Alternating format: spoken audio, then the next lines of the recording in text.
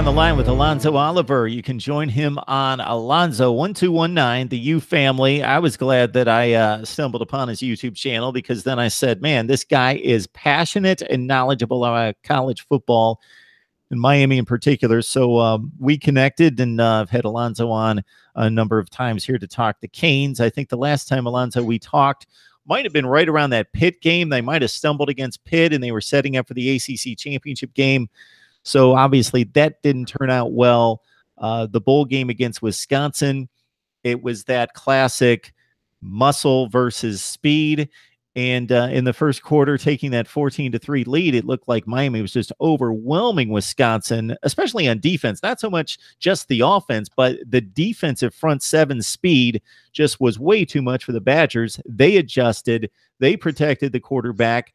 What was surprising to me was the wide receivers for the Badgers winning the one-on-one matchups, making tremendous plays in space and outfighting and out high pointing the football on a number of 50-50 balls downfield. And Wisconsin really hurt Miami in the pass game. So just your thoughts. I know it's been a long time, but your take from the Orange Bowl. We've been talking for almost all year now. So, I'm not a guy who puts things on officials.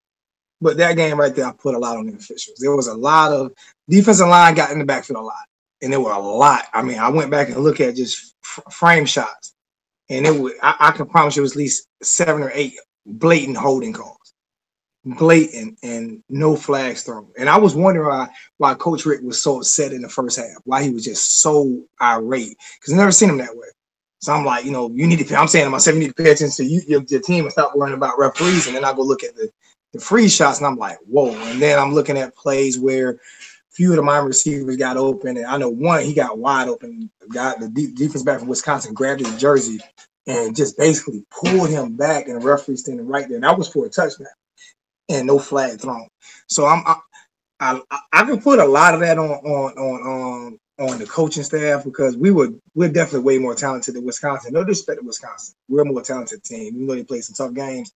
But I feel like sometimes officiating Miami is kind of tough. I don't know what they've done to the NCAA, but it's been a few games this year where our defensive line, when they get in the backfield, get grabbed and held. And I'm not saying like, little, like a lot of the ones that everybody can call. I'm talking about with jerseys extended and there's no flags. And I've watched live on games like throw the flag, and there's no flag thrown. I think a lot of that had to.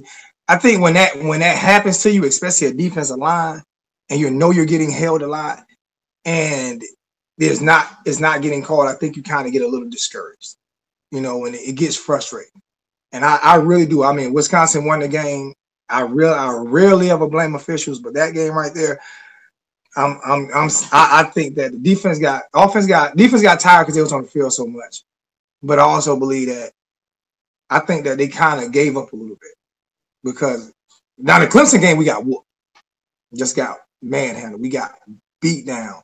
But that Wisconsin game, I just felt like the officials kind of took it away from them.